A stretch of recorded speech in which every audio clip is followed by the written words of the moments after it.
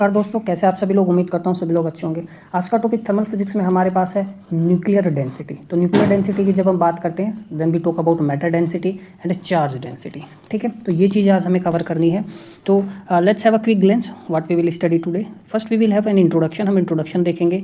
ठीक है, फिर हम जब डेंसिटी निकालेंगे तो हम यूनिफॉर्म डेंसिटी मॉडल देखेंगे, तो उसकी मदद से मैटर डेंसिटी को सबसे पहले निकालेंगे। ठीक है, then we will have some key important observations of matter density, then we will see neutron number density या न्यूक्लियन नंबर डेंसिटी। ठीक है, देन चार्ज डेंसिटी। तो मैटर डेंसिटी और चार्ज डेंसिटी को पढ़ने के बाद, ठीक है ना, तो हमने यूनिफॉर्म मॉडल से हम इन चीज़ों को कवर करेंगे। देन फिर हम रियलिस्टिक मॉडल पर करेंगे, या जो हम बात करें एक्सपेरिमेंटली रियलिटी क्या है। ठीक है ना, how the density varies with distance R. ठीक है, तो फर्मी डिस्ट्रीब्यूशन मॉडल हम पढ़ेंगे जिसमें हम दोनों चार्ज डेंसिटी और मैटर डेंसिटी को कवर करेंगे। ठीक है, समझ में चीज़ें। तो फर्मी डिस्ट्रीब्यूशन जो है, जैसे मैंने बताया, Fermi distribution depicts the experimentally how things the nuclear density varies. फिर स्किन थिकनेस क्या होता है ना, then some experimental parameters, then some comparison between charge and matter distribution. This is what we will see today. ठीक है, तो थोड़ा सा लेंथी टॉपिक तो नहीं कहेंगे, काफ़ी इंपॉर्टेंट टॉपिक है ना, क्योंकि ये आपका एक बेस डेवलप करेगा। जब आप एमएससी फिजिक्स में पढ़ोगे तो वहाँ पे आप बहुत सी चीज़ों को आसानी से समझ पाओगे और कर पाओगे। ठीक है, तो ये आज का हमारा टॉपिक है। तो कोई डाउट हो तो आप मुझे कमेंट बॉक्स में बता सकते हैं। तो देखो, सबसे बात करते हैं इंट्रोडक्शन की। देखो, हम जानते हैं, मैंने प्रीवियस लेक्चर में भी बताया था, न्यूक्लियस का होता है एक्सट्रीमली स्मॉल होता है ना, और सारा ऑलमोस्ट जो एंटायर मास होता है न्यूक्लियस का सेंटर में कंसंट्रेटेड होता है। ठीक है, तो जब almost large amount of mass is concentrated in a very tiny volume at the centre, तो ये न्यूक्लियस हो गया। तो सारा मास ऑलमोस्ट कहाँ हो गया, सेंटर में कंसंट्रेटेड होगा। ये हमारे पास क्या हो गया, न्यूक्लियस है ना। ये क्या हो गया, हमारे पास एटम। तो जब ऑलमोस्ट हमारे पास जो एटम हो गया है ना, उसका जो ऑलमोस्ट 99% मास कहाँ पर कंसंट्रेटेड होता है, सेंटर में। तो it means it is highly dense.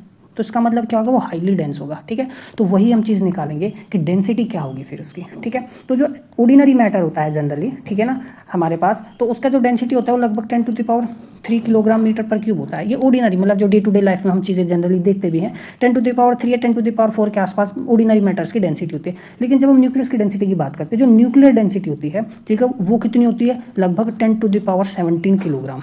ठीक है ना, पर मीटर क्यूब। इसका मतलब देखो क्या हो गया, ठीक है, कितना ज़्यादा है ये, तो ये लगभग देखो 10⁻14 या 10⁻13 टाइम्स ज़्यादा हो गया है ना। तो कितना, 10⁻14 टाइम्स। समझ में आया। तो देखो यहाँ पर कहने का मतलब क्या होगा, अभी 1 मीटर क्यूब में ना हम कितना किलोग्राम मास, 1000 किलोग्राम मास आप 1 मीटर क्यूब में प्लेस कर सकते हो। ठीक है ना, हाईली पैक्ड। यहाँ पर देखो कितना, 1 मीटर क्यूब में 10⁻17 किलोग्राम मास, तो कितना हाईली ज़्यादा डेंस है। ठीक है ना, तो इतना ज़्यादा डेंसिटी होता है। तो यही चीज़ हमें आज के लेक्चर में अच्छे से इसको कवर करना है। तो ये अभी हमने देखो मास की बात की, तो ये इसको हम बोलते हैं जनरली मैटर डेंसिटी। ठीक है, समझ में आई चीज़ें। तो quantifying this density requires distinguish between two related distinct distribution. तो दो डिस्ट्रीब्यूशन हमारे पास जनरली हम जो डेंसिटी को क्वांटिफाई करते हैं ध्यान रखते हैं। क्यों, क्योंकि न्यूक्लियस के अंदर ना, न्यूक्लियस के अंदर देखो क्या है, न्यूक्लियस के अंदर चार्ज भी है, किसके कारण, प्रोटॉन्स के कारण। ठीक है, और न्यूक्लियस का क्या है, मास भी है, क्योंकि उसमें प्रोटॉन्स भी हैं और न्यूट्रॉन्स भी है। तो जब हम बात करते हैं ना मैटर डेंसिटी की, ठीक है, तो इसका मतलब होगा it refers to distribution of all nucleons, यानी उसमें प्रोटॉन भी आ गए, न्यूट्रॉन भी आ गए, और अब दोनों का मास अब हम डिस्कस करेंगे। तो it represents, matter density represents where the nuclear mass is located. समझ में आया। ठीक है ना, या matter density describes the nucleon distribution. क्या डिस्क्राइब करते हैं, न्यूक्लियन डिस्ट्रीब्यूशन। ठीक है, अब बात हम करते हैं चार्ज डेंसिटी की। तो चार्ज तो सिर्फ और सिर्फ प्रोटॉन के पास होता है। तो चार्ज डेंसिटी क्या बताएगा कि how distribution of proton is there in the nucleus. ठीक है ना, या हम ऐसा भी कह सकते हैं कि पॉजिटिव चार्ज किस तरीके से डिस्ट्रीब्यूटेड है। ठीक है, तो प्रोटॉन डिस्ट्रीब्यूशन की बात कौन करेगा, ठीक है, समझ में आया, चार्ज डेंसिटी हमें बताएगा। ठीक है, और इसमें दोनों प्रोटॉन और न्यूट्रॉन डेंसिटी की बात करेंगे जब हम मैटर डेंसिटी पढ़ते हैं। तो ये दो तरीके की डेंसिटी हो गई, इनको हम कवर करेंगे। ठीक है, तो हावेवर डिस्ट्रीब्यूशन से जनरली सिमिलर, जो डिस्ट्रीब्यूशन होता है ना दोनों का सिमिलर होता है, लेकिन आइडेंटिकल नहीं होता। अब देखो डिस्ट्रीब्यूशन सिमिलर कहने का मतलब देखो क्या हो गया, अब मान लो देखो कोई मेरे पास कोई फंक्शन है ना, और वो कैसे वेरी कर रहा है, सपोज एक्सपोनेंशियली वेरी कर रहा है, लेट अस अज्यूम, है ना, है कोई एक और फंक्शन है सपोज, वो भी कैसे वेरी कर रहा है। ठीक है, मान लो ये मेरे पास सपोज ये फर्स्ट फंक्शन हो गया। ठीक है ना, फर्स्ट फंक्शन हो गया, ये एक्सपोनेंशियली वेरी कर रहा है। एक सेकंड फंक्शन हो गया जी। ठीक है, ये भी मेरे पास सपोज क्या कर रहा है, एक्सपोनेंशियली वेरी कर रहा है ना। तो देखो ये दोनों जो है सिमिलर है या नहीं है, सिमिलर, एक्सपोनेंशियली वेरी कर रहे हैं, लेकिन क्या है, आइडेंटिकल हो गए, नहीं आइडेंटिकल नहीं है ना। यहाँ पर देखो हो सकता है ये पावर यहाँ पे अलग है, यहाँ पर कुछ अलग है, वैल्यूज अलग अलग हो सकती हैं। ठीक है, तो डिस्ट्रीब्यूशन तो सेम है, सिमिलर है लेकिन आइडेंटिकल नहीं है दोनों, matter density and charge density there is a difference between them, ठीक है। However their distribution is similar, ठीक है। वो किस तरीके से न्यूक्लियस के अंदर डिस्ट्रीब्यूट है वो सेम है, ठीक है। और वो डिस्ट्रीब्यूशन आता है किसकी वजह से, न्यूट्रॉन्स की वजह से। इन दोनों में देखो यहाँ पर क्या है, प्रोटॉन और न्यूट्रॉन्स है, इसमें सिर्फ प्रोटॉन्स है, तो difference it is the difference between matter density and charge density, it is because of neutrons, ठीक है। समझ में आई चीज़ें। तो ये तो हम सबसे पहले इनके बारे में पढ़ेंगे, तो हम यूनिफॉर्म मान के चलेंगे, यूनिफॉर्म डेंसिटी, ठीक है। तो यूनिफॉर्म डेंसिटी कहने का मतलब देखो क्या हो गया, इस सिंपलेस्ट मॉडल में जो न्यूक्लियस है ना, न्यूक्लियस है उसके अंदर जो चार्ज है, ठीक है, और जो मास है दोनों ही यूनिफॉर्मली डिस्ट्रीब्यूट है। क्या डिस्ट्रीब्यूट है, यूनिफॉर्मली डिस्ट्रीब्यूटेड है, इसी को हम बोलते हैं यूनिफॉर्म डेंसिटी मॉडल, ठीक है। तो इस मॉडल में न्यूक्लियस क्या होगा, होमोजेनियस स्फीयर की तरह होगा, वेल डिफाइंड शार्प सरफेस होगी। अब जैसे मेरे पास कोई बॉल होती है, ठीक है, अब ये सपोज जैसे बिल्कुल क्या परफेक्ट शेप हो गई, सेंटर से ये डिस्टेंस क्या हो गई आर, ठीक है। तो ये इसमें डेंसिटी में ये मास क्या होगा, पूरा यूनिफॉर्मली डिस्ट्रीब्यूट है। यदि मैं सेंटर से सरफेस की तरफ मूव करूंगा, ठीक है, तो मेरे पास एक यूनिफॉर्मली डिस्ट्रीब्यूट मिलेगा, और उसके बाद में डेंसिटी क्या होगी, शार्पली जीरो हो जाएगी, है ना। शार्पली क्या हो जाएगी, जीरो, मतलब आर के बाद तो कोई मास नहीं एग्जिस्ट करता, कोई चार्ज नहीं एग्जिस्ट करता, ठीक है। तो डेंसिटी क्या है, कांस्टेंट न्यूक्लियस के अंदर, लेकिन abruptly becomes zero at the surface, है ना। सरफेस पे जैसे ही आप आओगे, इसके बाद में देखो कुछ नहीं है यहाँ पे, तो अब्रप्टली इट बिकम्स जीरो। इसी को ना शार्प एज मॉडल या हार्ड स्फीयर मॉडल भी बोलते हैं, ठीक है। तो यदि हम देखो ग्राफ से यदि शो भी करने लगे, है ना, मैटर डेंसिटी या चार्ज डेंसिटी हमें शो करना हो तो हम कैसे करेंगे, ठीक है। तो ये सपोज यहाँ पर डेंसिटी हो गई, ठीक है, फंक्शन ऑफ डिस्टेंस, ये मेरे पास डिस्टेंस मैंने लिखूंगा, तो सेंटर पे इट हैज सम वैल्यू होगा, ठीक है, और ये मेरे पास क्या हो गई, रेडियस हो गई यहाँ पे आर। तो देखो ये ग्राफ आएगा मेरे पास, ठीक है। समझ में आए बात। तो आप सेंटर से रेडियस की तरफ चलोगे, सरफेस की तरफ चलोगे, तो वैल्यू सेम आ रही है, डेंसिटी कांस्टेंट आ रही है, ठीक है। तो जैसे सरफेस पे पहुंचे जीरो हो गई, है ना, मतलब सरफेस के बाद में तो कोई मैटर या कोई एग्जिस्ट ही नहीं कर रहा। तो यही यूनिफॉर्म न्यूक्लियर डेंसिटी मॉडल है। तो यूनिफॉर्म डेंसिटी में दोनों आ गए, चार्ज डेंसिटी भी यूनिफॉर्मली डिस्ट्रीब्यूटेड, मास डेंसिटी भी यूनिफॉर्मली डिस्ट्रीब्यूटेड, है ना, ये हमने मान के चलते हैं, ठीक है। समझ में आई चीज़ें। अब देखो हम सबसे पहले क्या डिस्कस करेंगे, मैटर डेंसिटी, ठीक है ना, या मास डेंसिटी भी इसको कह सकते हैं। तो न्यूक्लियस हो गया एक, मास नंबर ए हो गया, उसमें जड़ प्रोटॉन है जड़ न्यूट्रॉन है, ठीक है। तो न्यूक्लियस के अंदर, ठीक है ना, तो ए क्या होता है हमारे पास, ए क्या होता है, उसमें प्रोटॉन कितने हैं और उसमें न्यूट्रॉन कितने हैं। तो ए बताता है नंबर ऑफ न्यूक्लियॉन्स, या कहें number of protons and neutrons, ठीक है। समझ में आया। अब प्रोटॉन का मास जो होता है और न्यूट्रॉन का जो मास होता है ऑलमोस्ट सेम होता है, हम जानते हैं 1.0073 या 1.0076 या 78 समथिंग कुछ होता है, ये है ना एटॉमिक मास यूनिट, है, हमने आपको बताया भी था प्रीवियस लेक्चर्स में। हालांकि न्यूट्रॉन थोड़ा सा हैवी होता है प्रोटॉन से, लेकिन बहुत कम डिफरेंस होता है, ठीक है, लगभग 14% हैवी होता है, तो लेकिन है ऑलमोस्ट सेम दोनों का मास, ठीक है। तो नंबर ऑफ प्रोटॉन, वो नंबर ऑफ पार्टिकल्स कितने न्यूक्लियस के अंदर, ए, इसमें दोनों आगे प्रोटॉन भी न्यूट्रॉन भी, और एम मैंने क्या ले लिया, न्यूक्लियन का एवरेज मास ले लिया, ठीक है। इन दोनों का भी, प्रोटॉन का न्यूट्रॉन का एवरेज मास हो गया। तो ये तो ठीक है, तो टोटल मास आ जाएगा न्यूक्लियस का, है ना। न्यूक्लियस के अंदर ये पार्टिकल बताएगा और एक पार्टिकल का मास है, तो टोटल मास हमने न्यूक्लियस का ले लिया, ठीक है। तो न्यूक्लियर वॉल्यूम क्या होगी, तो स्फेरिकल मॉडल हम मान के चल रहे हैं, ठीक है। तो वॉल्यूम क्या होगी, सिंपली 4/3 पाई आर क्यूब, ठीक है। और एम्पेरिकल रेडियस फॉर्मूला हमने बताया था, ये आता है। तो ये फॉर्मूला एक्चुअली में यही आता है लगभग अप्रोक्सीमेटली, एक्सपेरिमेंटली भी यही आता है हमारे पास, वेरिएशन मैंने कल भी आपको उसके बारे में, चीज़ों के बारे में डिस्कस किया था, ठीक है। तो देखो, तो 4/3 आर का वैल्यू रखा, पावर में 3 हो गया, ठीक है। ये देखो 1/3 से कट गया, ये आ गया, ठीक है। तो न्यूक्लियर मैटर डेंसिटी क्या होगा, मास पर यूनिट वॉल्यूम, ठीक है। तो देखो जब हम मैटर डेंसिटी की बात करेंगे तो मास अपॉन में वॉल्यूम, है ना। जब हम चार्ज डेंसिटी की बात करेंगे तो यानी चार्ज अपॉन में वॉल्यूम। तो ये छोटी छोटी चीज़ें हैं, पता होनी चाहिए। तो देखो मैटर डेंसिटी क्या आ गई, ये तो हमने मास लिख लिया, नीचे क्या आ गया, वॉल्यूम आ गया, ठीक है। अब देखो ए से ए कट गया, है ना, समझ में आया, कोई डाउट है। तो 3 रखा, ए हमारे पास 1.67 × 10⁻27 किलोग्राम क्या हो गया, न्यूक्लियन का मास हो गया। ये 4 इंटू, और ये आर नोड की वैल्यू मेरे पास 1.2 × 10⁻15 हो गई। वैल्यू हमने पूरा कैलकुलेट किया, तो कितना आता है हमारे पास, डेंसिटी कितनी आ गई, मैटर डेंसिटी 2.3 × 10⁻17 किलोग्राम, 10⁻17 किलोग्राम पर मीटर क्यूब, ये आ गई, ठीक है। तो आप यदि आप यहाँ ध्यान से देखो ना, इसको देखो, तो ये तो देखो यूनिफॉर्म मॉडल हो गया, ये यूनिफॉर्म न्यूक्लियर यूनिफॉर्म डेंसिटी आ गई, ठीक है ना। और एक्सपेरिमेंटली देखो क्या है, देयर इज अ डिफरेंस, है ना। तो एक्सपेरिमेंटली क्या है कि कुछ सम वैल्यू तक तो डेंसिटी यूनिफॉर्म रहती है, फिर आर बढ़ने से धीरे धीरे डिक्रीज होने लगती है, धीरे धीरे डिक्रीज होती है, तो ग्रेजुअली डिक्रीज हो रही है ना, एक सडन फॉल नहीं है। तो ये एक्सपेरिमेंटली है, ठीक है ना, समझ में आई बात। तो एक्सपेरिमेंटली क्या है हमारे पास, वैल्यू जो होती है, ठीक है, तो कुछ सेम रहेगी, फिर उसके बाद डिक्रीज होने लगेगी, ये एक्सपेरिमेंटली आता है ना। यूनिफॉर्म मॉडल में जैसे मैंने बताया, बॉल हो गई या कोई मार्बल हो गया, उसमें सडन डिक्रीज होता है, ठीक है। तो एक्सपेरिमेंटली ये है, थ्योरेटिक मतलब रफली हमने जो हमारी अजम्पशन है वो ये शो करी है। तो there is a slight similarities there, है ना, कुछ तो है, हम एक्सपेरिमेंटली ऑब्जर्वेशन पर भी आएंगे, समझ में आया। तो यूनिफॉर्म मॉडल की यदि हम बात करें तो मैटर डेंसिटी प्रोफाइल तो यही तो हो गया हमारे पास, है ना, कि भाई यदि डिस्टेंस जो है वो क्या होगी, आर ये इसके इक्वल होगी, ठीक है, या लेस देन आर होगी इसमें पूरा, है ना, ये तो यहाँ पर कितनी होगी ये, और इसके बाद तो यहाँ तो कुछ भी नहीं है ना, तो आर इज़ ग्रेटर देन फिर 0 होगी, तो ये ठीक है, समझ में आए तो ध्यान रखना। तो काफ़ी बार इसको ऐसे भी लिख देते हैं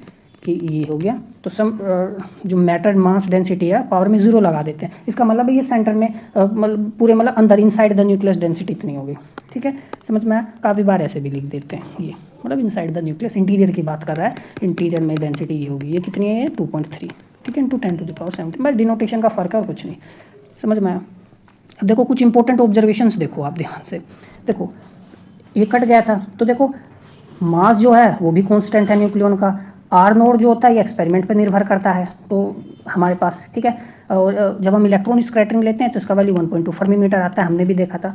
तो जो डेंसिटी है ना न्यूक्लियस की, यहाँ कोई ऐसा पैरामीटर आया ही नहीं है जो न्यूक्लियस पर डिपेंड करे, ये हमने मास डेंसिटी निकाली ना, तो न्यूक्लियस का मास का कोई यहाँ ऐसा पैरामीटर है ही नहीं जो भाई जिसको घटाने बढ़ाने से मास पे कुछ फर्क पड़े, कुछ नहीं है यहाँ पे, मास नंबर भी नहीं है, देखो वो भी है डिनोमिनेटर में से न्यूमरेटर कट गया।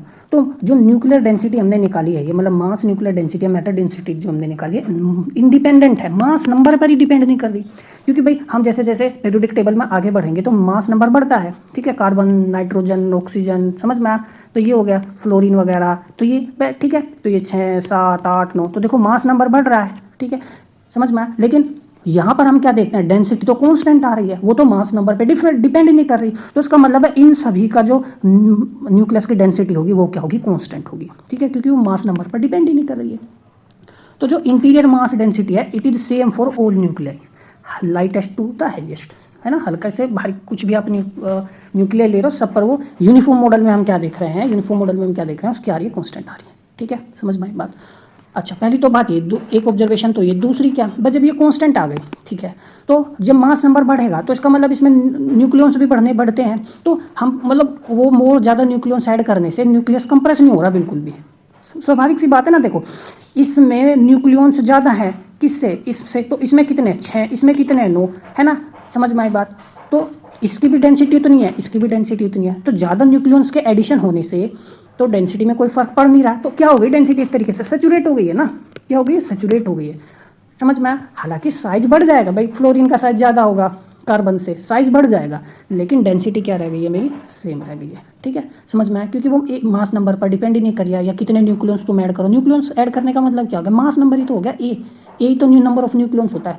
तो जो हम यहाँ भाई न्यूक्लियॉन्स को यदि तुम ऐड भी करोगे तो साइज बढ़ जाएगा, ठीक है, लेकिन डेंसिटी क्या रहेगी, सेम रहेगी। तो देखिए सैचुरेट हो रही हो गई वो, तो आप कुछ भी ऐड करते रहो कोई भी नहीं फर्क पड़ेगा, डेंसिटी उतनी आएगी। तो इसी प्रॉपर्टी को ना सैचुरेशन ऑफ न्यूक्लियर डेंसिटी बोलते हैं, और it is a direct consequences of saturation of nuclear forces, nuclear forces की सैचुरेशन की वजह से होता है। तो न्यूक्लियर फोर्सेस सैचुरेशन कहने का मतलब है हम इसको न्यूक्लियर फोर्सेस का सैचुरेशन इफेक्ट हम आगे भी पढ़ेंगे डिटेल में, बस हम यहाँ ये जान लेते हैं जैसे मैंने बताया, अब कुछ भी ऐड करो ये तो कांस्टेंट आ गई, बढ़ेगी नहीं, इट मीन्स क्या है, सैचुरेट हो गई। अब ये इसलिए भी है क्योंकि न्यूक्लियॉन्स हो गए, मान ली प्रोटॉन हो गया, ये न्यूट्रॉन हो गया, तो प्रोटॉन और न्यूट्रॉन जो है ना इनके बीच में जो स्ट्रॉन्ग न्यूक्लियर फोर्स होगी वो नेबर में जो होगा, जो प्रोटॉन इसके नेबर में होगा उन्हीं के बीच में होगी। अब तुम एक्स्ट्रा कितने ऐड कर रहे हो बाहर से, वो उसके नेबर में नहीं है, तो कोई फर्क पड़ने वाला नहीं है, समझ में आया, ठीक है। तो जो ईच न्यूक्लियन होता है ना वो उसके इमीडिएट नेबर से इंटरेक्ट करेगा, बाकी अदर न्यूक्लियंस जो होंगे साइमल्टेनियसली इसके अंदर, है ना, तुम कितने ऐड करो, if it is not it's nearest neighbour, कुछ फर्क नहीं पड़ने वाला, ऐड करते रहो, ठीक है, समझ में आई बात। तो ये है। अब देखो to appreciate how extraordinary the nuclear mass densities you can comparison, पानी की डेंसिटी कितनी होता है 10⁻³ किलोग्राम मीटर पर क्यूब, या कोई भी ऑर्डिनरी मैटर हमारे नेचर में जो एग्जिस्ट करता है जनरली उसकी कितनी 10⁻⁴ मीटर क्यूब, ठीक है। लेकिन न्यूक्लियस की डेंसिटी कितनी आई, मास डेंसिटी कितनी आई है, देखो 10⁻17 आई है, ठीक है ना, ये ऑर्डर आया है, ठीक है। देखो ये वैल्यू थोड़ा बहुत आगे पीछे हो सकता है, लेकिन ऑर्डर मैटर करता है हमारे लिए, क्योंकि हम जितने ज़्यादा क्वांटम लेवल पर जाएंगे तो हम एग्जैक्ट चीज़ें तो मेजर नहीं कर सकते। अब एक 2.3 आ रहा है, कहीं हो सकता है 2.5 आए, ठीक है, लेकिन ऑर्डर सेम आना चाहिए, है ना, ऑर्डर में सिमिलरिटी होनी चाहिए, ऑर्डर मैटर करता है, समझ में। तो देखो कितनी ज़्यादा डेंस है, कितना ज़्यादा डेंस है, तो इसका मतलब देखो कई 10⁻³ 10⁻⁴ है, तो लगभग न्यूक्लियर मैटर जो है 10⁻13 या 10⁻14 गुना ज़्यादा डेंस है, न्यूक्लियस इतना ज़्यादा डेंस है ऑर्डिनरी मैटर से, ठीक है। और इतनी डेंसिटी लगभग किसके पास होती है, जानते हो 10⁻17 के आसपास की डेंसिटी किसकी होती है, न्यूट्रॉन स्टार्स की, ठीक है। तो न्यूट्रॉन स्टार्स क्या होते हैं, यदि आपके पास एस्ट्रोनॉमी या कॉस्मोलॉजी वगैरह है आप तो जानते होंगे कि न्यूट्रॉन स्टार्स में क्या होता है, जब सुपरनोवा एक्सप्लोड होता है, ठीक है ना, जब सुपरनोवा एक्सप्लोजन होता है तो स्टार्स कोलैप्स कर जाते हैं अंडर इट्स ओन ग्रेविटी। तो अपनी ग्रेविटी के अंदर जब वो कोलैप्स कर जाते हैं तो बहुत ज़्यादा डेंस हो जाते हैं, ठीक है। तो कोलैप्स कर देते, रेडियस विल डिक्रीज, है ना, तो काफ़ी ज़्यादा डेंस हो जाते हैं, समझ में आया। तो कितना जब काफ़ी ज़्यादा डेंस हो गए तो ओब्वियसली उनकी डेंसिटी बहुत ज़्यादा हाई हो जाती है, ठीक है। तो लगभग इतना ही डेंसिटी उसमें भी देखने को मिलता है, ठीक है, समझ में आया। अब जैसे कोई न्यूट्रॉन स्टार यदि हमारे पास होता है तो उसका आप ये मान के चलो लगभग उसका डेंसिटी कितना होगा, 10 किलोमीटर होगा, ठीक है। आप देखो ऑन एन एवरेज इतना अभी तक हमें मतलब एक्सपेरिमेंटली न्यूट्रॉन स्टार्स को देखा गया है, तो देखो अब 10 किलोमीटर है ना, तो 10 टू द पावर 10 किलोमीटर में अब इतना ज़्यादा डेंस है वो स्टार, तो ना यू कैन इमेजिन। और उसका जो मास भी होगा 1.5 times greater than I would say than sun. देखो सन कितना ज़्यादा बड़ा है अब, और उसका मास आप 10 किलोमीटर रेडियस में सिमेट देते हो, तो then it becomes a neutron star, ठीक है। तो these are just some preliminary things which I have said you need not to go into detail, just focus on what I am saying you, ठीक है ना, about the nuclear matter density. अब देखो number density की बात करें, अब देखो कुछ नहीं है ये टर्म नंबर डेंसिटी का क्या हो गया, नंबर ऑफ प्रोटॉन्स वो sorry number of nucleons upon में वॉल्यूम, तो यही क्या हो जाएगा नंबर डेंसिटी, ठीक है, समझ में आई बात, ये टर्म है। अब इस नंबर डेंसिटी में यदि आप मास न्यूक्लियॉन के मास की मल्टीप्लाई कर दो तो ये मास डेंसिटी बन जाएगा, क्योंकि ऊपर टोटल मास आ जाएगा नीचे वॉल्यूम आएगा, ठीक है। तो ये टर्म बस मैंने इसलिए इंक्लूड किया ताकि आपको कहीं पे इसको एग्जाम में आप जब देखो तो कंफ्यूजन ना हो। तो न्यूक्लियॉन डेंसिटी जब हम कह रहे हैं नंबर डेंसिटी, इसका मतलब हो गया नंबर ऑफ न्यूक्लियॉन्स अपॉन में वॉल्यूम, ठीक है। तो वॉल्यूम ये हो गया हमारे पास, देखो ए से कट गया, ऊपर ये चला जाएगा 3 अपॉन में 4 पाई आर नॉट क्यूब, ठीक है। तो न्यूक्लियॉन की डेंसिटी कितनी है 0.138 फर्मी मीटर क्यूब, ये आ गया, ठीक है। अब ये टर्म मैंने इसलिए इंट्रोड्यूस किया क्योंकि काफ़ी बार ना मास डेंसिटी वो नहीं देता, मास डेंसिटी उसने नहीं दी, वो नंबर डेंसिटी की बात करते हैं। अब देखो दोनों है एक ही तो टर्म है, दोनों है एक ही टर्म। अब मास डेंसिटी तो हम कैसे लिखेंगे भाई, एक पार्टिकल का मास हो गया है ना, न्यूक्लियस का वो प्रोटॉन और न्यूट्रॉन का एवरेज मास अपॉन में वॉल्यूम। अब आप नंबर डेंसिटी लिखना हो ए अपॉन में बी, तो ये टर्म है बस, वो देखो दोनों सिमिलर है, कोई फर्क नहीं है, समझ में आई बात, ठीक है ना। They give the same result, आप इसमें एक्सपर्ट एक प्रोटॉन या न्यूट्रॉन के किसी मास की मल्टीप्लाई कर दो तो मेरे पास क्या आ जाएगा, सिंपली मास डेंसिटी आ जाएगा, ठीक है। तो sometimes few books also mention this, ठीक है। अब यहाँ पे इंपॉर्टेंट बात ये है, अब देखो आर का वैल्यू आप 1.2 फर्मी मीटर लो, वैल्यू रखो, तो हमारे पास एन की वैल्यू कितनी है 0.138 फर्मी मीटर इनवर्स आ गई, ठीक है।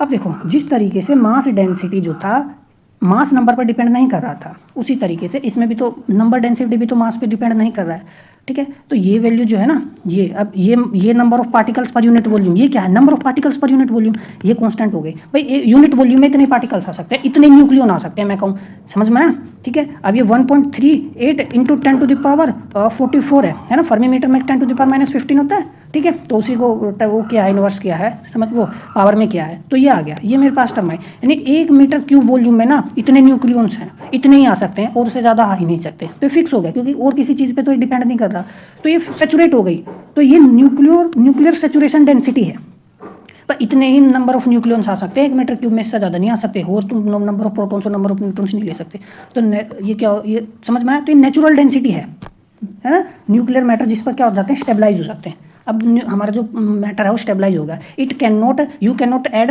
One more nucleons in 1 metre cube, है ना। अब 1 मीटर क्यूब में तुम और ज़्यादा न्यूक्लियॉन्स तुम ऐड नहीं कर सकते, तो एक फंडामेंटल क्वांटिटी होगी न्यूक्लियर मैटर थ्योरी की, समझ में आया। तो न्यूक्लियर मैटर में और उधार की बात नहीं कर रहा हूँ, न्यूक्लियॉन स्टार्स वगैरह वहाँ पे तो और ज़्यादा होते हैं, ठीक है, बस फॉर द टाइम भी हम ठीक है, इसमें हम जो द मैटर्स और the atoms that generally we usually see, मैं उसकी बात कर रहा हूँ, ठीक है, समझ में आई बात। अब ये है बस यहाँ पे थोड़ा फर्क और क्या होगा, देखो आर नोड है, आर नोड की बात है, देखो अभी हमने आर नोड क्या होता है 1.2 आया, तो जब हमने इलेक्ट्रॉन स्कैटरिंग की मदद से निकालते हैं तो आर नोड की वैल्यू कितनी आती है 1.2 फर्मी मीटर। तो आर नोड एक्चुअली में डिपेंड करता है कि भाई हमने कौन सा पार्टिकल लिया है न्यूक्लियस के रेडियस को या उसके चार्ज को प्रोब करने के लिए, ठीक है, समझ में। तो जनरली इलेक्ट्रॉन स्कैटरिंग में आर नोड की वैल्यू कितनी आती है 1.2 फर्मी मीटर, है ना। तो एप्रोप्रिएटली फॉर चार्ज डिस्ट्रीब्यूशन ये फिट होता है एकदम बढ़िया, और हमें एन की वैल्यू कितना 1.38 या मैं कहूँ 0.134 फर्मी मीटर क्यूब, समझ में ये देता है, ठीक है, समझ में आया। Whereas fit to the nuclear matter distribution, है ना, जब हम ये तो देखो चार्ज डिस्ट्रीब्यूशन जब हम लेते हैं, चार्ज की मैं बात करता हूँ, तो इलेक्ट्रॉन स्कैटरिंग एक्सपेरिमेंट से हम करते हैं, मैंने प्रीवियस लेक्चर में आपको बताया था, है ना। तो यदि मैं न्यूट्रॉन एक्सपेरिमेंट से न्यूट्रॉन स्कैटरिंग करता हूँ, तो यानी न्यूट्रॉन की मदद से रेडियस मेजर करना चाहता हूँ, तो उस केस में जो आर नोड की वैल्यू आती है लगभग मान लो 1.12 या 1.15 या किसी और डिस्ट्रीब्यूशन से मैं वो न्यूक्लियर मैटर डिस्ट्रीब्यूशन प्रूव करना चाहता हूँ, तो उसमें आर की वैल्यू लगभग ही आती है। तो उस केस में क्या होगा, जो एन है मेरे पास वो कितना आता है, लगभग 0.16, ठीक है, फर्मी मीटर क्यूब। तो ज़्यादा अंतर नहीं, कितना आ रहा है 0.16 आ रहा है, यहाँ कितना है 0.14 है, समझ में, ठीक है, कोई डाउट है। तो देखो यहाँ ये कितना है 0.14 लगभग, और यदि और कोई मैटर से मैं प्रूव करना चाहूँ एक्सपेरिमेंटली तो वहाँ 0.15, तो difference is not that much, समझ में। या 0.17 भी आप देख सकते हैं, काफ़ी बार न्यूमेरिकल वगैरह सोल्व करोगे तो वहाँ देता है। तो ये क्या स्टैंडर्ड न्यूक्लियर सैचुरेशन डेंसिटी है हमारे पास, ठीक है, समझ में बात। तो ये इतना ध्यान रखना है इसको। अब बात करते हैं देखो चार्ज डेंसिटी की। देखो मास की तरह unlike mass which comes from all nucleons, mass तो सभी न्यूक्लियंस आता है प्रोटॉन और न्यूट्रॉन से, लेकिन चार्ज डेंसिटी सिर्फ प्रोटॉन से आएगी, ठीक है। तो charge density depends on how proton is present to the relative to the number of nucleons, है ना। टोटल न्यूक्लियंस जो है उसके रिलेटिव में प्रोटॉन किस तरीके से डिस्ट्रीब्यूटेड है वो चार्ज डेंसिटी देगा, समझ में आया। तो देखो चार्ज डेंसिटी सिंपली हमारे पास क्या होगी, टोटल चार्ज अपॉन में वॉल्यूम, है ना। तो कितने प्रोटॉन है, जेड प्रोटॉन है, एक प्रोटॉन पर ई चार्ज हो गया, तो टोटल चार्ज आ गया, नीचे कितना हो गया टोटल वॉल्यूम में लिखूँ 4/3 पाई आर क्यूब, स्फेरिकल मॉडल मैंने अपनाया, ठीक है, समझ में आया। तो इसको हम यदि सोल्व करेंगे तो ये 4/3 ऊपर चला गया, ठीक है, 4 पाई और ये आर की वैल्यू आर नोड 1/3 ये हो गया। तो कितना आया आपके पास 3 ZE 4 पाई आर नोड 3 और ये ए, ठीक है। या आप इसको ऐसे लिख सकते हो, देखो 3E 4 पाई आर नोड 3 और ये जेड अपॉन में ए। तो ये टर्म तो न्यूक्लियस पर निर्भर करेगी, ये सारी टर्म कांस्टेंट हो गई, समझ में आया, ठीक है। तो ये है। अब यदि आप गौर से देखो ध्यान से इन चीज़ों को, देखो ये क्या आ रहा है मेरे पास जेड अपॉन में ए टर्म आ रही है। तो न्यूमेरिक देखो, इनको जब आप न्यूमेरिकली सोल्व करो, है ना, चार्ज की वैल्यू 1.6 × 10⁻⁻19, ये 4 × 3.14 हो गया, वैल्यू रखा ये आ गया, ठीक है। तो इसको आप जब सोल्व करो तो कितना आ रहा है 10⁻17 सॉरी। मास जब हमने निकाला था, ध्यान से देखो, मास डेंसिटी का जो ऑर्डर था वो भी तो 10⁻17 था, चार्ज डेंसिटी का ऑर्डर निकाला वो भी 10⁻17 आया हमारे पास, समझ में आया, ठीक है।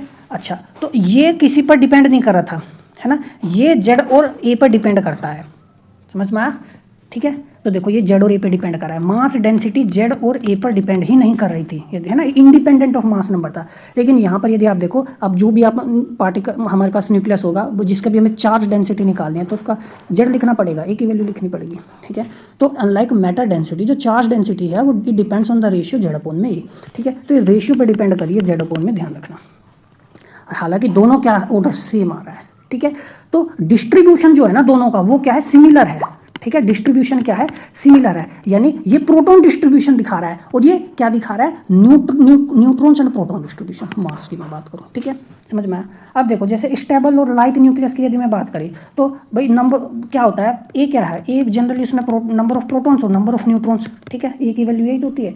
तो जो स्टेबल न्यूक्लियाई है ना, और लाइट है, या मैं कहूँ मीडियम न्यूक्लियाई यदि है, तो उनमें नंबर ऑफ प्रोटॉन्स और नंबर ऑफ न्यूट्रॉन्स जो होते हैं ना लगभग बराबर होते हैं, ठीक है। तो ये दोनों लगभग बराबर है, तो नंबर ऑफ प्रोटॉन्स में क्या कह सकता हूँ, हाफ कर दे यदि हम मास नंबर का, है ना, यही तो मैं कहूँगा। तो ठीक है, तो देखो जेड की वैल्यू A/2 होगी, इसे कटेगा 1/2 आएगा, तो यानी 0.5, है ना, 0.5। तो जेड अपॉन में ए जो है जनरली कितना आएगा 0.5 स्टेबल न्यूक्लियाई के लिए और लाइट न्यूक्लियाई के लिए। तो यहाँ पर आप 0.5 की मल्टीप्लाई कर दो तो ये मेरे पास समथिंग आ जाएगा 1.1 आ गया, ठीक है, 10⁻17, ठीक है। हैवी स्टेबल न्यूक्लियस जो होगा उसके लिए, जैसे कि एग्जाम्पल के लिए हमने लीड का एग्जाम्पल लिया है, ठीक है। तो लीड के लिए जेड अपॉन ए की वैल्यू कितनी होगी 0.39, समझ में। तो मास नंबर क्या होगा उसका 208 है, एटॉमिक नंबर लिखेंगे, दोनों का रेशियो कितना आ रहा है 0.39 आ रहा है, तो उसके लिए क्या आएगा वैल्यू 0.86 10⁻17। तो यहाँ पर एक इंपॉर्टेंट बात देखने वाली है कि चार्ज डेंसिटी कांस्टेंट नहीं है, स्वाभाविक सी बात है, कांस्टेंट नहीं है, समझ में आया, बिल्कुल भी कांस्टेंट नहीं है, क्योंकि वो जेड और ए पर निर्भर कर रही है। तो जो इसका फिजिकली इंपॉर्टेंट कंसिक्वेंस का, जो न्यूट्रॉन रिच न्यूक्लियस है जिनका स्मॉल जेड ए हैपोन है, जिसकी वैल्यू ये स्मॉल होगी, उसकी लोअर चार्ज डेंसिटी आएगी, है ना। जिसकी वैल्यू ये ज़्यादा होगी यानी प्रोटॉन ज़्यादा होंगे, यानी प्रोटॉन रिच कहने का मतलब है जेड की वैल्यू ज़्यादा, तो ये वैल्यू ज़्यादा आएगी, ठीक है ना, समझ में आया, ठीक है। और जो हमारे पास जिसमें जेड और ए ऑलमोस्ट हमारे पास ठीक है। Even though their matter identities are identical, कहने का मतलब देखो ये है कि आपने 2 पार्टिकल लिए, मतलब देखो स्मॉलर वन के जो स्टेबल और लाइट न्यूक्लियाई होंगे अलग अलग, है ना, तो उनके लिए तो ये लगभग सेम आ गया। हैवी के लिए डिपेंड करेगा, ठीक है। तो मान लो मेरे पास सपोज 2 पार्टिकल आप ले लो, कार्बन ले लो और ये आपने लीड ले लिया, तो इसका जो मैटर डेंसिटी है, मास डेंसिटी दोनों का सेम आएगा। हमने अभी ऊपर पढ़ा था कि मास डेंसिटी सेम आता है, ठीक है, लेकिन दोनों का चार्ज डेंसिटी अलग अलग होगा। तो मैटर डेंसिटी बेशक सेम हो, मैटर डेंसिटी आर आइडेंटिकल, लेकिन चार्ज डेंसिटी में क्या आएगा, वेरिएशन आएगा, ठीक है।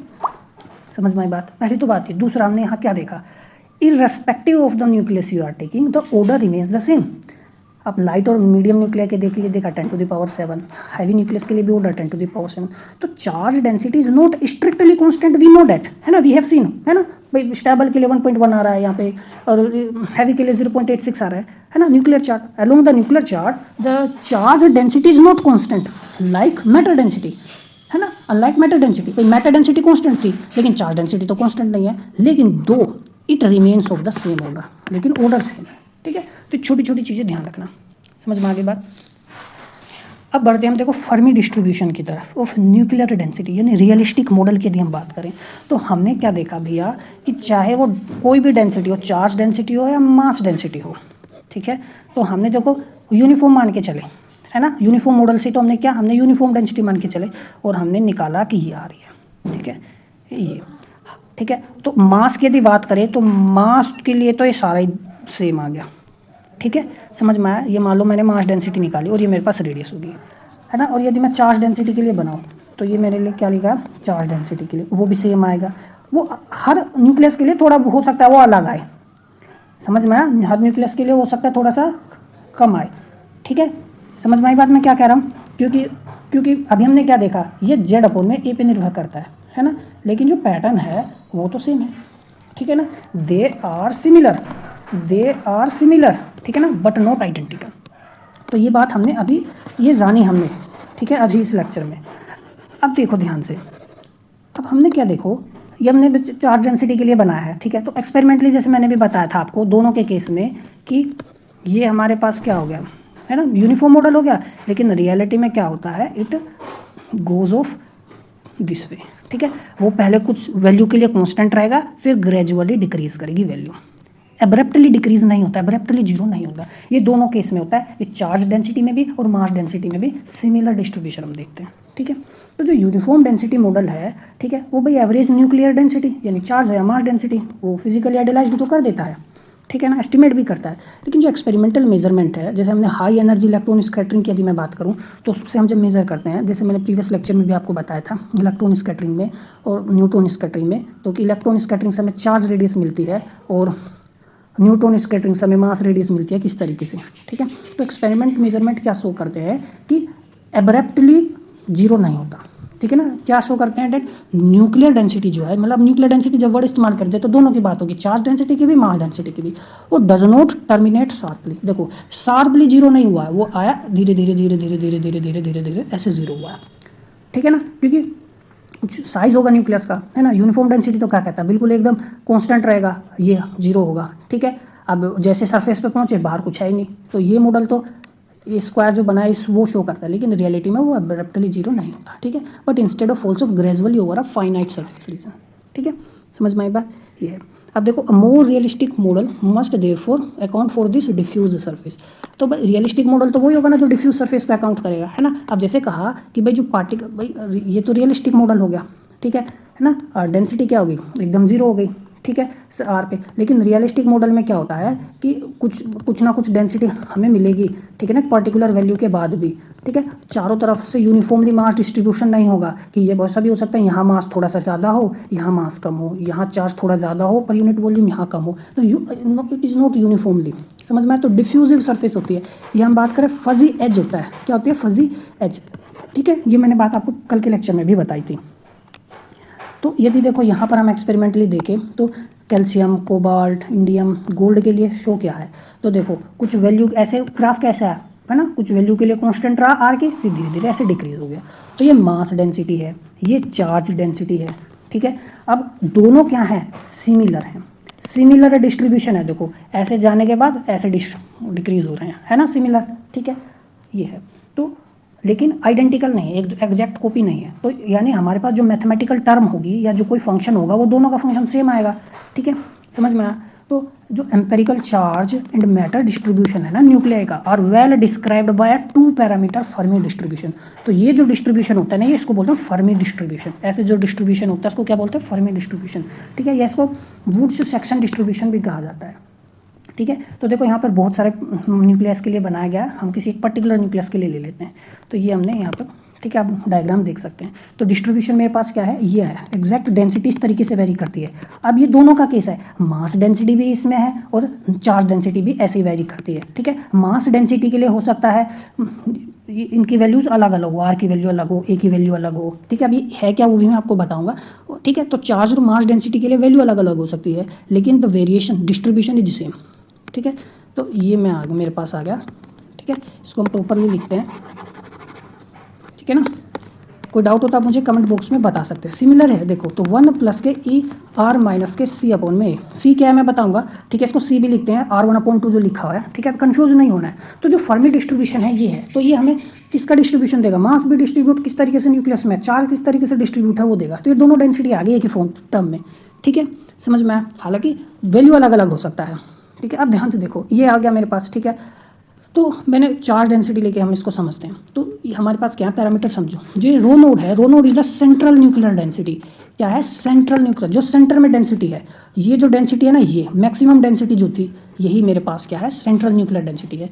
क्योंकि जैसे ही हम ऐसे सरफेस की तरफ जाएंगे, ये मेरे पास क्या होगी, सरफेस हो गई, ठीक है। तो जैसे ही हम सरफेस की तरफ जाएंगे, ठीक है, समझ में आया, ये रेडियस सरफेस की तरफ जैसे जाएंगे तो हम देखते हैं कि कांस्टेंट रहता है और फिर डिक्रीज करने लगता है। तो आर नोड क्या है, value of the density deep inside the nucleus, ठीक है, समझ में आया। तो जब हम R टेंड्स टू 0 करेंगे, या मैं कहूँ एट द सेंटर, ये न्यूक्लियस हो गया, तो इसके सेंटर में क्या होगा, R टेंड्स टू 0।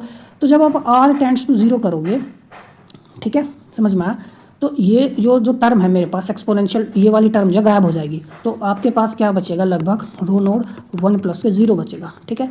तो डेंसिटी जो है it tends to rho naught, ठीक है, एट द सेंटर।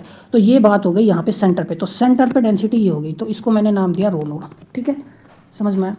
तो the value of the density deep inside the nucleus as the project R tends to 0। अच्छा, अब ये रेडियस क्या है ना। अब हमने देखो फॉर्मूला पढ़ा था, हमने फॉर्मूला क्या पढ़ा था, रेडियस हम कैसे निकालते हैं, R is equal to R naught A और पावर में 1/3, ठीक है।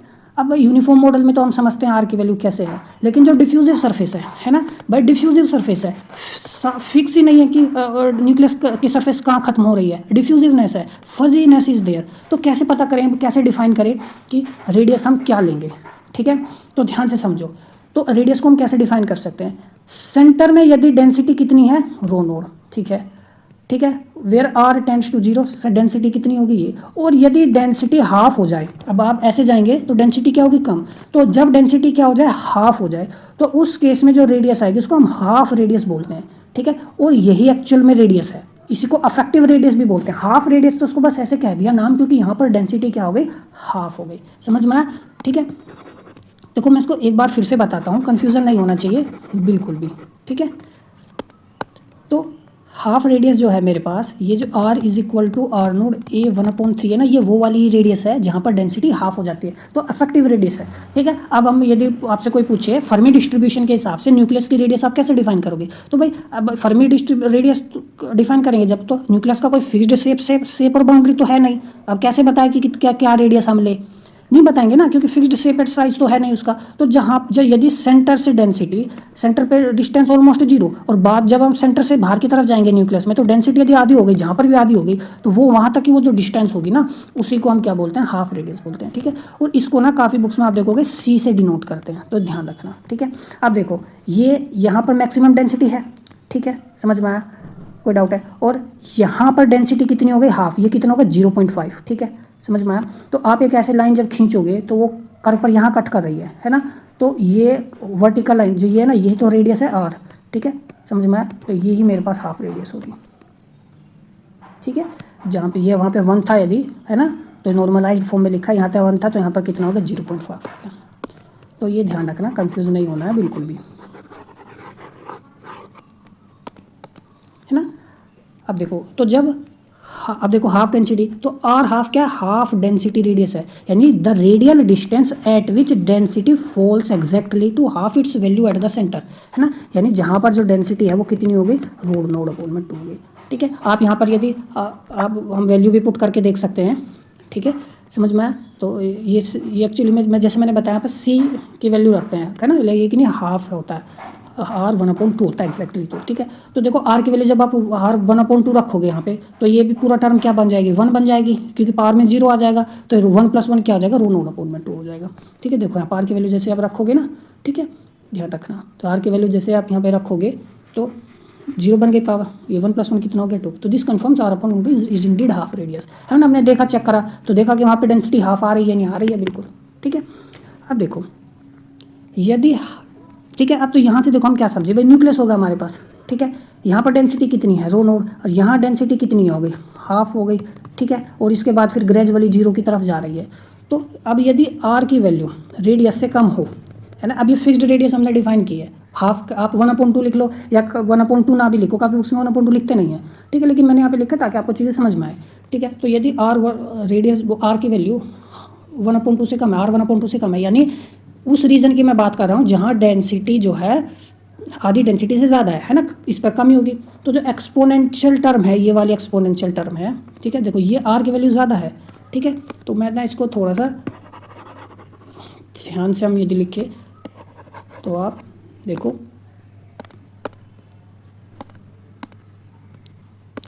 आर इज़ ग्रेटर देन यदि आर 1/2, है ना, ये आर जो है इससे यदि ज़्यादा हो तो पावर पॉजिटिव आएगी, है ना, पॉजिटिव पावर आएगी, तो यानी हमारे पास क्या है, ये लार्ज होगा, ये जो एक्सपोनेंशियल की टर्म में जो पावर लिखी है ये लार्ज होगी।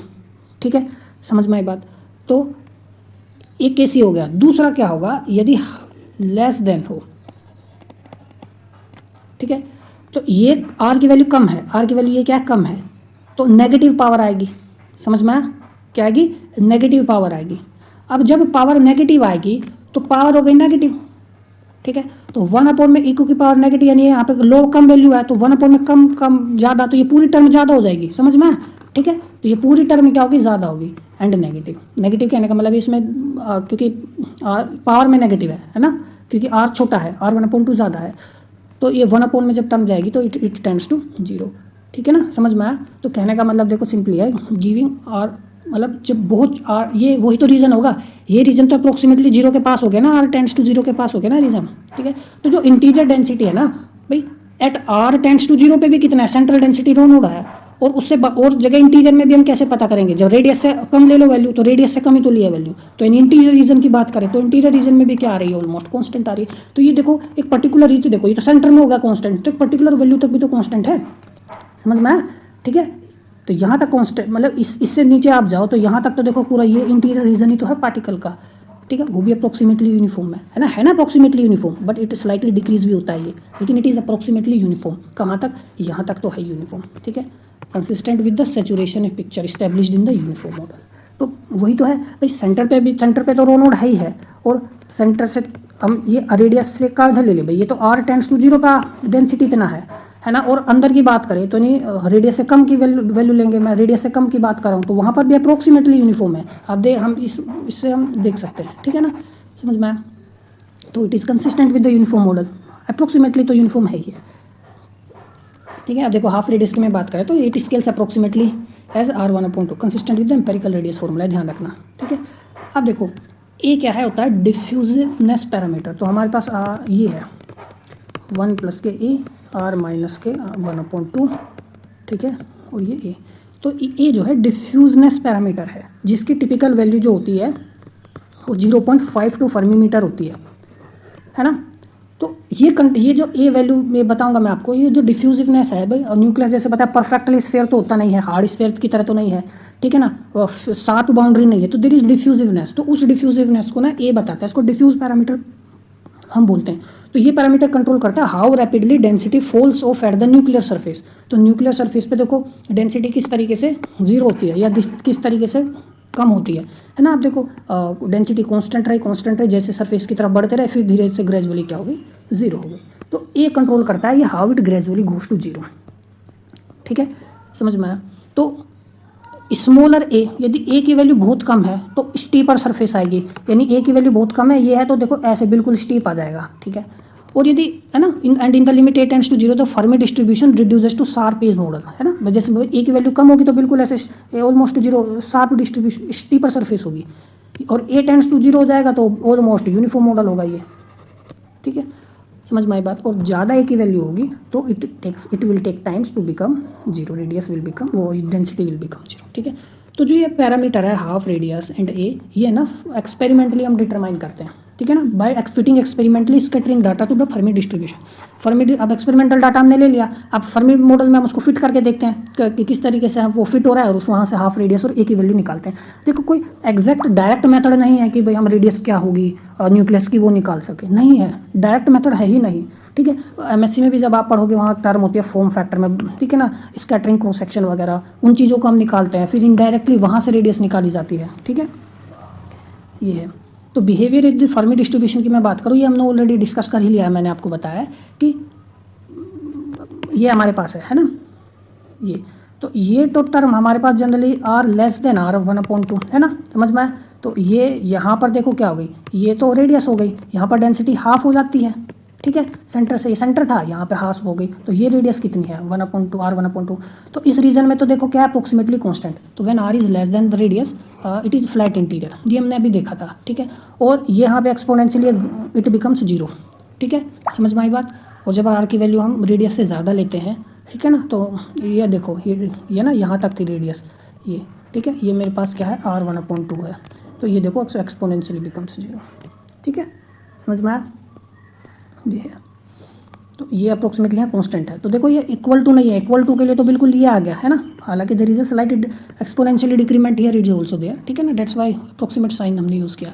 तो density is approximately constant and equal to rho naught in interior nuclear interior, ये मैंने अभी जैसे अभी थोड़ी देर पहले भी आपको बताया था, and then it falls through a diffuse surface region, ठीक है, समझ में आया। और R is equal to R 1/2 पे, around R is equal to R 1/2, इसके अराउंड है ना, ये रेडियस है, आप देखो यहाँ भी there is exponentially decrement is there, almost around exponential decrement is there, ठीक है। बात करते हैं अब हम स्किन थिकनेस की। अब देखो स्किन थिकनेस काफ़ी इंपॉर्टेंट क्यों हो जाता है, देखो मेरे पास न्यूक्लियस हो गया, अब न्यूक्लियस के अंदर न्यूट्रॉन्स भी है, प्रोटॉन्स भी है, ठीक है। अब तो दे आर स्मॉल पार्टिकल्स, है ना, they are small particles, so they have some wave function, उनका कुछ ना कुछ तो वेव फंक्शन हो गई, समझ में आया। तो they have some wave function, तो their wave function is haves what I would say they have particle like behaviour, वो sorry wave nature like behaviour, these particles behave, देखो जितना हम स्मॉल रीजन में जाएंगे जो पार्टिकल नेचर जो होता है वो डिपेंड करता है कि भाई हम ऑब्जर्वेशन पे डिपेंड करता है एक्चुअली कि किस तरीके से ऑब्जर्व किया जा रहा है कि पार्टिकल नेचर शो कर रहा है या वेव नेचर शो कर रहा है, ठीक है। तो क्वांटम मैकेनिकली यदि बात करें हम, तो wave function is associated with proton and neutron, ठीक है ना, समझ में आया। So their wave function extends, ठीक है ना, their wave function extends through the, और देयर वेव फंक्शन जो है it exponentially I would say decreases, ठीक है ना, after a region where it ceases to exist, तो न्यूक्लियर रीजन में वो रहेगा, ठीक है। तो फिक्स्ड तो नहीं रहता कि ये रहा यहाँ पर, ये रहा यहाँ पर, ये एग्जैक्ट यहाँ पर ये रहा, ये एग्जैक्ट यहाँ पर ये रहा, तो some wave function is associated with it. तो जो सरफेस भी होती है ना वो भी डिफ्यूजिव रहती है हमारे पास, समझ में आई बात, ठीक है। तो ये है, तो जो स्किन थिकनेस, जो डिफ्यूजिवनेस आ रही है, ठीक है ना, जो स्किन थिकनेस की मैं बात कर रहा हूँ, इट अराइजेस बिकॉज न्यूक्लियॉन्स जो है ना वो क्वांटम मैकेनिकल पार्टिकल्स हैं, जो उनका वेव फंक्शन है वो is govern by uncertainty principle, है ना, तो वो अब्रप्टली टर्मिनेट नहीं होता at the nuclear surface but extend gradually to the classically forbidden region, ठीक है ना, causing the density to fall to smoothly rather than drop sharply to zero, ठीक है। ये आप क्वांटम टनलिंग में भी मैंने आपको बताया था, यदि आपने क्वांटम टनलिंग पढ़ी होगी तो थोड़ा सा आप रिलेट कर पाओगे। तो स्किन थिकनेस कहने का सिंपली मेरा मतलब देखो क्या है, ये मेरे पास डेंसिटी हो गई, ठीक है ना, समझ में। तो रीज़न जो है, अब भाई कोई पार्ट मेरे पास सपोज यूनिफॉर्म मॉडल की यदि हम बात करते तो पार्टिकल हो गया, ठीक है, फिक्स्ड रेडियस हो गई, लेकिन क्या है पार्टिकल ऐसा तो होता नहीं है रियलिटी में, ठीक है ना, its density gradually goes to zero. तो ये जो रीज़न मेरे पास यहाँ आया है, तो यहाँ पर हमारे पास डेंसिटी जो है ग्रेजुअली क्या हो रही है, डिक्रीज हो रही है ड्यू टू फजीनेस, और we said it's because particles do not have any sharp boundary, ठीक है, nucleus doesn't have any sharp boundary. तो इसी रीजन को ना स्किन थिकनेस कहते हैं, क्या बोलते हैं, स्किन थिकनेस बोलते हैं, ठीक है। अब इसको हम डिफाइन कैसे करते हैं, skin thickness is defined as radial distance जहाँ पे डेंसिटी 90% से 10% कम हो जाती है, ठीक है। अब देखो यहाँ पे कैसे हम इसको मैं बात करूँ, तो मेरे पास ये है हमारे पास डायग्राम, ठीक है। अब ये मेरे पास 90% यहाँ होगी, तो ये 90% पर डेंसिटी ये है, ठीक है। 10% ये होगी, ठीक है। तो 10% पर कहाँ, यानी ये, ठीक है। समझ में आई बात। तो ये जो डिस्टेंस आ गई ना, अब मेरे पास ये जो डिस्टेंस आ गई ना, ठीक है, यानी ये जो डिस्टेंस है, यदि मैं बात करूँ ये, ठीक है, इसी को स्किन थिकनेस बोलते हैं। क्योंकि इसके अलावा तुम इधर देखो तो यहाँ तो ऑलमोस्ट क्या हो गई, डेंसिटी 0, यहाँ ऑलमोस्ट क्या हो गई, कांस्टेंट। तो यही तो स्किन थिकनेस हुई। ये स्किन थिकनेस इसलिए नाम दिया गया तो यहाँ पे डिफ्यूजिवनेस इज देयर, ठीक है ना, समझ में आया। तो ये है, ठीक है, कोई डाउट है। तो यदि डेंसिटी, ठीक है, हमारे पास पार्टिकल जो होगा उसकी डेंसिटी जहाँ पे 90% होगी, ठीक है। तो देखो इसको मैं यदि फिर से डायग्राम में यदि हम बनाने का प्रयास करें, देखो sometimes I get fumbleness is there while talking, so please ignore that, ठीक है ना, and learn the concepts which I am revealing. तो यहाँ पर मेरे पास क्या हो गया, 90%, ठीक है। तो ये वाली डिस्टेंस मान लेते हैं मेरे पास, सपोज क्या हो गई, R1। यहाँ पर डेंसिटी कितनी हो गई, मतलब यहाँ पर डेंसिटी कितनी होगी, 10%, ठीक है। तो 0.9 ऑफ, और ये 0.1 रो, ठीक है। और यहाँ पर ये पूरा डिस्टेंस कितनी होगी, सपोज R2। तो ये जो थिकनेस होगी ना ये, ठीक है, इसी को मैं क्या लिखूँगा, R2 माइनस के R1, समझ में। तो इसको हम क्या बोलते हैं, स्किन थिकनेस। तो हम निकाल सकते हैं, देखो R1 पर क्या है, 0.9 रो नोड, यानी 90% हो गया ना, ठीक है। और ये 10% हो गया, यानी 0.1 ऑफ रो नोड। तो अब देखो इसकी वैल्यू हम रख देंगे फॉर्मूले में। फॉर्मूला हमारे पास क्या था, सिंपली यही तो है, 1 प्लस R माइनस के R1/2 ए, ठीक है। वैल्यू देखो हमने फॉर्मूला रखा, ये इससे काट दिया, सिंपली 1/9, R1 की वैल्यू हमने निकाली, R2 की वैल्यू हमने निकाली, दोनों को सब्ट्रैक्ट कर दिया, ठीक है। ये टर्म उड़ जाएगी, तो मेरे पास क्या बचा, 2a L लोगरिथम की नेचुरल लॉग की वैल्यू हो गई, ठीक है। समझ में आई बात। तो pen is not working, sorry, हाँ ठीक है, समझ में आया। तो ये हो गया, देखो 3 की पावर 2 था, 2 आ गया 4 हो गया। ए जो होता है जनरली मेरे पास 0.52 फर्मीमीटर आ गया, है ना। तो हम इसकी वैल्यू रखेंगे टी की वैल्यू, तो टी थिकनेस मेरे पास कितना आया, 2.3 फर्मीमीटर, ठीक है। तो फॉर्मूला आपकी टी की वैल्यू जो है 4ALN, ठीक है ना, 3, ये याद भी रख सकते हो, ये फॉर्मूला आप याद भी रख सकते हो, इंपॉर्टेंट, ठीक है ना। बार बार ये चीज़ करने की जरूरत नहीं है, डायरेक्ट आप इसको लगाओ। तो ए की वैल्यू हमने लिखी 0.4252, तो ये मेरे पास 2.3 फर्मीमीटर आ गया। तो ये जो थिकनेस आई है ना, ये जो थिकनेस आई है ये 2.3 फर्मीमीटर आई है। तो ये जो मेरे पास यहाँ पे फजीनेस जो है ना, ये ऑलमोस्ट सेम सी रहती है हर न्यूक्लियस में ना। ये अब देखो ये तो डेंसिटी कांस्टेंट है, तो ये डेंसिटी कांस्टेंट आ रही है, ये जो फजीनेस आती है ना, थिकनेस ऑलमोस्ट सेम होती है, बस थोड़ा बहुत ही फर्क होता है। तो जो ये होता है ना, it is approximately constant across all nuclear, her nucleus के लिए ए की वैल्यू कांस्टेंट रहती है। ये थोड़ा बहुत वेरिएशन आता है, जैसे 0.153 हो गया, 0.51 हो गया, ठीक है, समझ में आया, लेकिन ऑलमोस्ट सेम रहती है। तो लगभग कितना रहेगा, तो स्किन थिकनेस की जो वैल्यू है इट इज़ नियरली यूनिवर्सल, और ए पर डिपेंड नहीं कर रही है, ए पर डिपेंड बिल्कुल भी नहीं कर रही है।